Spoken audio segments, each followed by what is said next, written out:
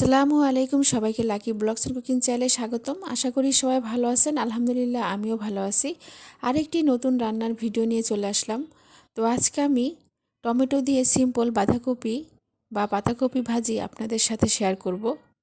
তো এখানে আমি অর্ধেক বাঁধাকপি নিয়েছি।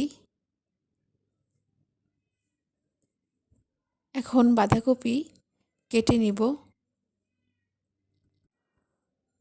তো বাঁধাকপি কুচি কুচি করে কেটে ভালো করে পানি দিয়ে ধুয়ে নিয়েছি।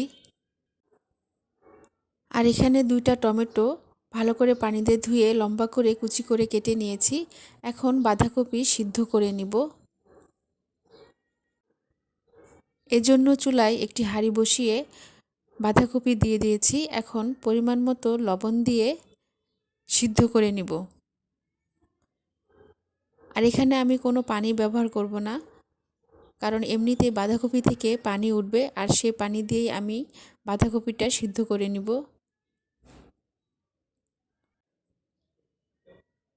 তো বাঁধাকপি সিদ্ধ হয়ে গেছে, এখন নামিয়ে ফেলবো। এখন বাঁধাকপি ভাজিটা সম্পূর্ণ হওয়ার জন্য আমি আবারও চুলায় একটি কড়াই বসিয়ে পরিমাণ মতো সাদা তেল দিয়ে দিয়েছি। এখন একটি শুকনা মরিচ 2 টুকরা করে দিয়ে দিলাম। এখন কিছু আস্ত জিরা দিয়ে কিছুক্ষণ ভেজে নিব।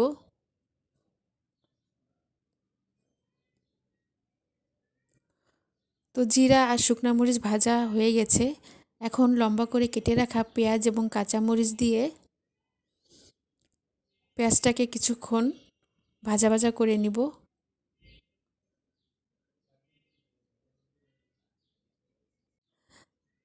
আমার ভিডিও দেখে যদি আপনাদের ভালো লেগে থাকে তাহলে লাইক, কমেন্ট, শেয়ার করে দিবেন, আর অবশ্যই সাবস্ক্রাইব করবেন।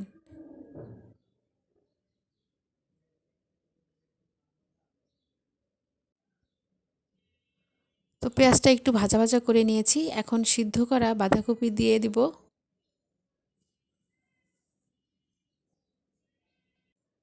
এখন অল্প পরিমাণ লবণ দিয়ে বাঁধাকপি কিছুক্ষণ ভাজা ভাজা করে নিব।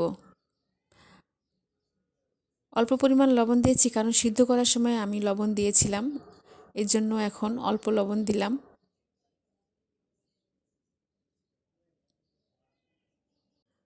যারা আমার চ্যানেলটাকে সাবস্ক্রাইব করে আমার পাশে আছেন তাদেরকে অসংখ্য অসংখ্য ধন্যবাদ। আর যারা এখনও সাবস্ক্রাইব করেন নাই, ভিডিও দেখতে থাকুন, দেখতে দেখতেই ভালো লেগে যাবে।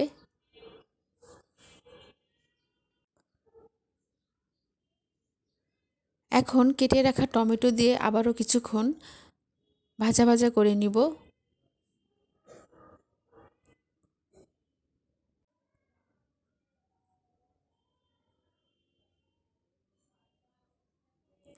যারা আমার ভিডিওটি ফেসবুকে দেখবেন তারা প্লিজ ফলো দিয়ে রাখবেন।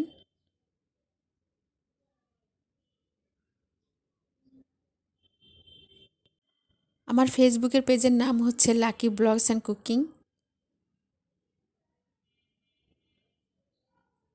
প্রায় ভাজা ভাজা হয়ে গেছে।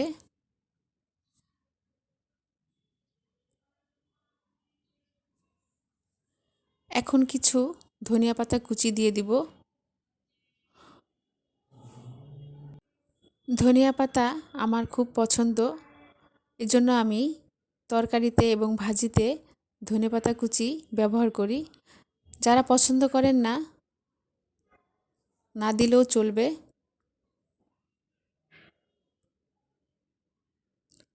আর ধনেপাতা কুচি দিলে ভাজির স্বাদটা দ্বিগুণ বেড়ে যাবে।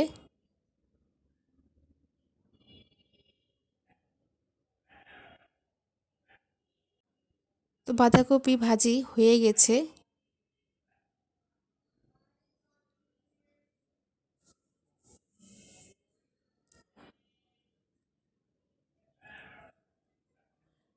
এখন নামিয়ে ফেলবো।